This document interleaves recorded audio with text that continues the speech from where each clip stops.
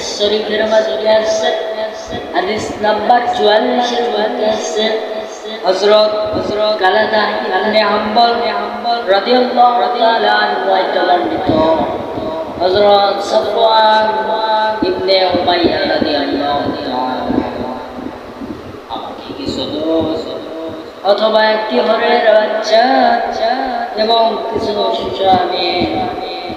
শসা দিয়ে নবী করিম সাল্লাল্লাহু আলাইহি ওয়াসাল্লাম পাঠালেন। তখন হযরত নবী করিম সাল্লাল্লাহু আলাইহি ওয়াসাল্লাম মক্কার উঁচু উপত্যকায় অবস্থান করেছিলেন। বর্ণনাকারী হযরত কালাদা বলেন, আমি তার নিকট প্রবেশ করলাম এমন অবস্থায় যে আমি সালাম করলাম না এবং অনুমতিও নিলাম না। তখন নবী করিম সাল্লাল্লাহু আলাইহি ওয়াসাল্লাম বললেন, ফিরে যাও, ফিরে যাও, অতঃপর বলো আসসালাম। আমি কি প্রবেশ করতে পারি? ইমাম তিরমিজি ও আবু দাউদ রাহমাতুল্লাহি আলাইহি হাদিসটি বর্ণনা করেছেন। আর আজকাল দেখা যায় কারো ঘরে প্রবেশ করার আগে কোনো কিছু বলা যায় না, তাকে তার অনুমতিও না যায় না, সরাসরি এই জন্য সরাসরি বলা যাবে না।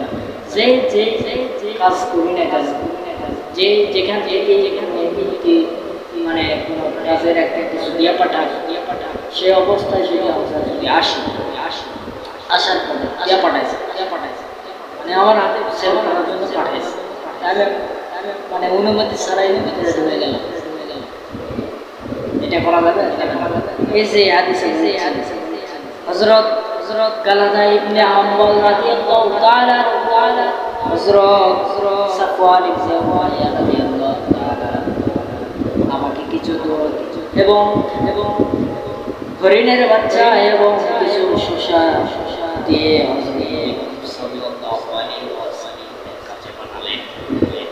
যখন পাঠালেন, তখন হযরত মুহাম্মদ সাল্লাল্লাহু আলাইহি ওয়াসাল্লাম মক্কার উপত্যকায় অবস্থান করেছিলেন। বর্ণনাকারী হযরত কালাদা বলে, আমি তার এমন অবস্থায় যে সালাম না করে প্রবেশ করলাম অনুমতি ছাড়া। এমন অবস্থায় নবী সাল্লাল্লাহু আলাইহি ওয়াসাল্লাম বাইরে থেকে বলো আসসালামু আলাইকুম, আমি কি আসতে পারি? এই জন্য এই হাদিসটি দেখে বুঝেন সে হচ্ছে কারণ ঘরে প্রবেশ করতে গেলে কি হয় না, অনুমতি ছাড়া ভিতরে ঢুকিয়ে তাকে একটু বের করে দেওয়ার পরে সালাম দেওয়ার পরে আমি কি আসতে পারি, এই অনুমতি দেওয়ার পরে তাকে আজকাল দেখা যায় সরাসরি এই জন্য প্রিয় ভাইয়েরা, আমরা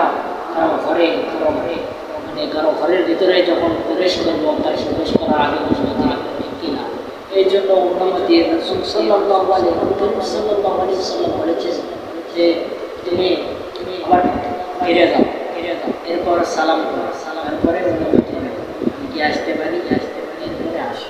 যদি সে সালাম করে এরপর অনুমতি নেয় তবে তাহলে তাকে প্রবেশ করাবে, এই ক্ষেত্রে তাকে প্রবেশ করা যাবে। নবী করিম সাল্লাল্লাহু আলাইহি ওয়াসাল্লাম বলেছেন যে যদি কেউ কারো ঘরে প্রবেশ করে তার আগে ঘরে প্রবেশ করার আগে তাকে সালাম দিয়ে এরপরে তার অনুমতি যে আমি কি আসতে পারি, ঠিক না?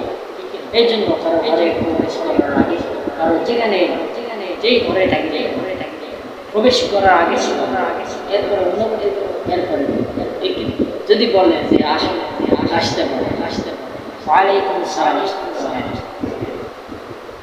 ঠিক আছে ভাই? আল্লাহ তাআলা সকল ভাইকে বুঝার তৌফিক দান করেন। আল্লাহুম্মা আমিন।